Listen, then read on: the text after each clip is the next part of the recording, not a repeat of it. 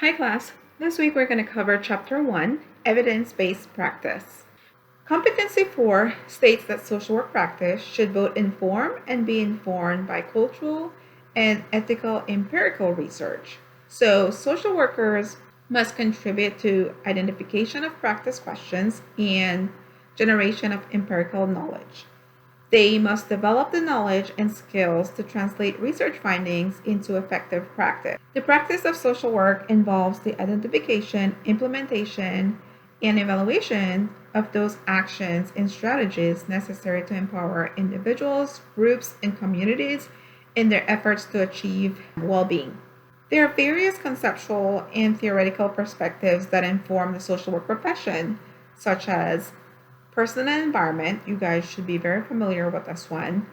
Scientific inquiry, global perspective, human rights, and social justice. So, best practices, those are identified as most appropriate for use within a particular practice context with particular groups to achieve particular outcomes. So how do you define the term practice? The term practice includes direct practice with individuals, groups, or communities. It can be policy practice and also research. Social worker practice involves a continual process of inquiry as to what best practices can be undertaken to promote individuals' empowerment. Identification of best practices begins with an understanding of strengths and weaknesses associated with the various ways in which individuals seek to acquire knowledge. There are different ways of acquiring knowledge. So, personal experience is your own experience, right? Been there, done that. This is what happened to you. So, therefore, you have an opinion or you acquire knowledge based on what you've experienced on your own. Personal experience helps develop a personal frame of reference that filters and organizes an individual's experience with the world. Your aesthetic judgment and senses shape your knowledge development here. We learn vicariously from watching others and directly interacting with our environment. Personal experience can be used to inform intervention development. For example, professional peer support interventions use personal experience in the delivery of effective mental and behavioral health interventions. Personal experience as a social worker can also contribute to the development of practice wisdom. A limitation of personal experience as a way of acquiring knowledge is that selectiveness of our perceptual system contributes to biases in reasoning. So our beliefs, motivations, desires, expectations, and context contribute to biasing the accurateness and objectivity of individual perceptions. Our lifetime experiences with various groups based on age, ethnicity, social class, sexual orientation, and so on can contribute to hidden biases in perceptions as well. The effect of suddenly noticing things we did not notice before is considered a cognitive bias. It causes a perception that the number of that object in your environment has increased. It could lead to attributing causality to events when coincidence or chance is the true explanation. For example, I remember before I bought the specific car, I never really noticed the car before. But after I made that purchase, I saw that car everywhere. Always on the highway and the parking lots, everywhere I turned, I was seeing the specific car I bought in the same specific color. So I'm pretty sure that's a coincidence. However, when it comes to cognitive bias, we make the assumption or we basically attribute what we're seeing to causality, meaning that something caused that to happen rather than looking at it's just by chance. It's just a coincidence. It's just by chance that I'm constantly seeing the same car. Tendency to selectively attend to things that we agree with or that support our opinions is what we call confirmation bias. It leads people to discount information inconsistent with their own opinions. Discomfort experienced when acting in a way that is incongruent with one's own beliefs, norms, thoughts, or values are what we would refer to as cognitive dissonance. Information that counter one's own opinions can also lead to cognitive dissonance. People tend to want to avoid it because of the associated mental stress. Results from the accumulation of information, assumptions, and judgments that can be applied to practice is referred to as practice wisdom. It is not gained from a technical, national process of reasoning or any application of theory. Practice wisdom occupies a place among the 5 areas of knowledge, including theoretical, empirical, procedural, performance, and personal knowledge. This way of acquiring knowledge has 4 features. Agential, the knowledge developed is not objective. It involves the social worker actively reflecting on their own experiences to develop knowledge that will guide their practice. Fluid, the knowledge is provisional and undergoing continuous revisions. This contextual collaborative learning process emerges from reflection of the social worker on their interaction with others in their own practice environment. Moral reasoning and cognitive knowledge is an interplay between the ethics of social practice and social science cognitive knowledge base. An organizational's routine way of doing things can help guide social workers, especially those new to the organization. Organizational practice wisdom comes from the accumulated knowledge gained from the experiences of professionals working there. Traditions can be the product of in-group bias, so over time the reason for the tradition may become lost. Tradition comes without critical examination of utility, so over time the reason for why an organization or group established a tradition becomes lost to the group, yet the tradition continues without critical examination of the use. So those in authority who develop expertise in an area of practice are valuable problem solvers. Experts notice features and meaningful patterns of information. They have a depth of content knowledge and have organized that information efficiently. Authority figures can sometimes hinder innovation if they don't continually renew their knowledge, and this can lead to reliance on outdated strategies. Having a position of authority in a specific area may falsely give a person credibility to speak on issues outside of their realm of expertise. We now have increased access to information from the internet. So the internet age and closing digital divide has increased social workers' access to information and consumers' ability to engage in health and wellness information seeking. Social workers can learn about cognitive behavior therapy, comparative policy analysis, or any classroom topic on YouTube. Open access journals give free online access to millions of articles, so everybody has access to the internet. Consumption of health information on the internet has also increased, so consumers have been using the internet to search for health information. Caution needs to be taken while consuming information from the internet, as the quality of information across sites may vary. There are no standard review process for experts of materials on sites like Wikipedia. So, no, we will not be using Wikipedia for any of our papers in this class because that is not a reliable source. Social media services are susceptible to the echo chamber effect, where beliefs are reinforced by repetitive transmission inside an enclosed virtual space. Personal experience, tradition, authority, popular media represent ways social workers can acquire knowledge that are often contrasted to the scientific method. So the main spheres or activities are observation, question identification, literature review, theory formulation, empirical research question, research design, data collection, data analysis, and integration with existing literature. These activities seek to address the limitations associated with methods used to acquire knowledge. So the advantage of the scientific method is that it's assumed that all knowledge is provisional and subject to refutation.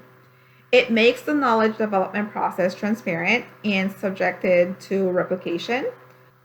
Structured observations addressing inherent biases. So the scientific method seeks to provide structure to individuals' observation that will address inherent biases. The process often begins with observations about clients or the client systems. For example, looking at the characteristics of social networks of children with learning disabilities.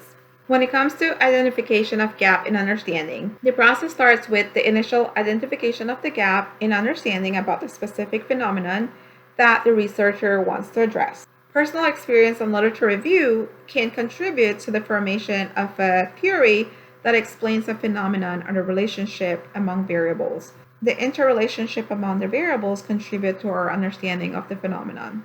The formulation of a question grounded in your own experience or the world leads to an examination of the current literature.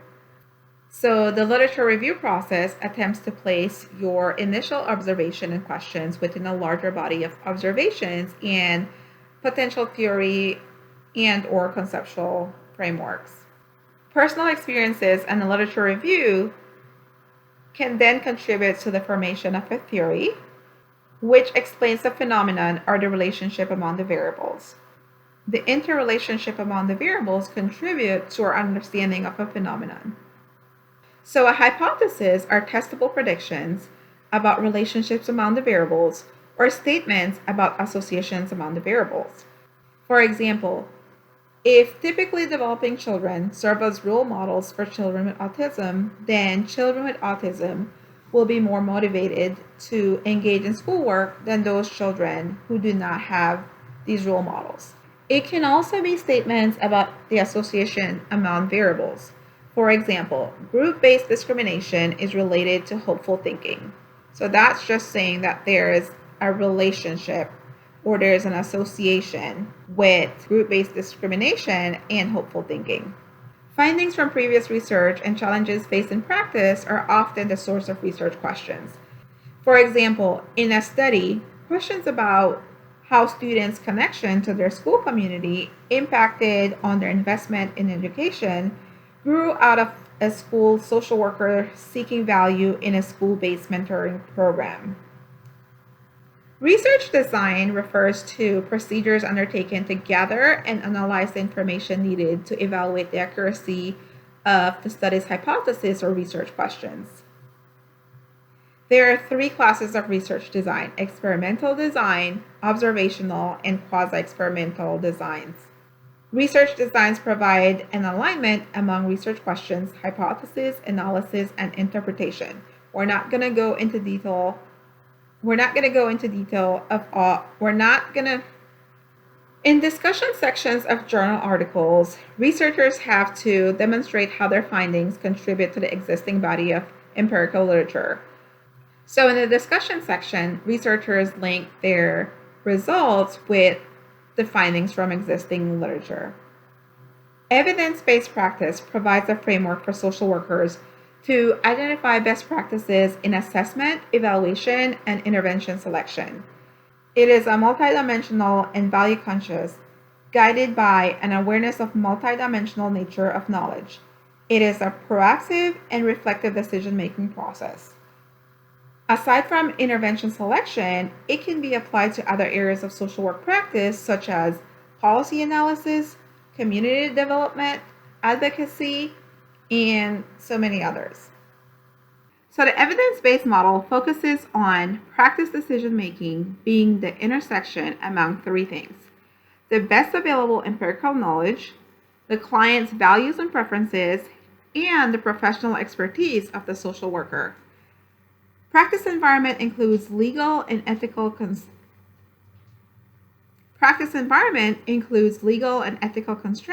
organizational and community sources present. There are several classification systems for the identification of evidence-based practices. They all attempt to look at the quality of research evidence supporting the effectiveness of the practice. The California Evidence-Based Clearinghouse for Child Welfare classification system for identification of evidence-based practice has the following categories. Concerning practice is where the research evidence exists that the practice may be harmful or places individuals at risk for harm above what would be the case if other practices were used. Evidence fails to demonstrate effect is when interventions subjected to 2 or more randomized controlled trials that fail to demonstrate positive outcomes, so no evidence of harmful effects. Promising research evidence is when evidence from at least one study with a control group that has positive results, so there are no evidence of harmful effects. Support by the research evidence is when at least one randomized controlled trial is carried out in usual care or practice setting, and it provided evidence of positive outcomes. And the positive effects has been sustained for at least 6 months, well supported by research evidence. So at least 2 randomized controlled trials are carried out in the usual care of practice settings and provided evidence of the intervention's effectiveness. The evaluation studies provided evidence of sustained effects for at least 1 year. 5 steps for engaging in evidence-based practice as a decision-making activity. First is question identification. With question identification, the process begins with the development of a practice-centered question that is focused on achieving some practice goal. Evidence search. So with evidence search, the question is used to search the existing published literature and literature found outside of the mainstream research journals. So it can be dissertations, government reports, and conference proceedings. So for example, you guys may be familiar with social work abstracts, PsycInfo, Google Scholar, and so on. Critical appraisal is evaluating the quality, reliability, validity, and generalizability of evidence from strengths and weaknesses of the methods used. So consumer values and social worker values are integrated along with the research evidence to justify social workers' actions. And finally, implementation and evaluation. So competency 9 indicates that social workers should be competent in those skills needed to evaluate practice. So using research skills to evaluate practice contributes to the knowledge base of the profession. Evaluation helps knowledge base of the profession. Evaluation helps the organization's ability to be a learning organization and engage in a continuous process of growth and development to improve effectiveness. So I know research is not the favorite topic for a lot of students. However, it is important that all social workers are competent in research skills. And on that note, that brings us to the end of chapter 1.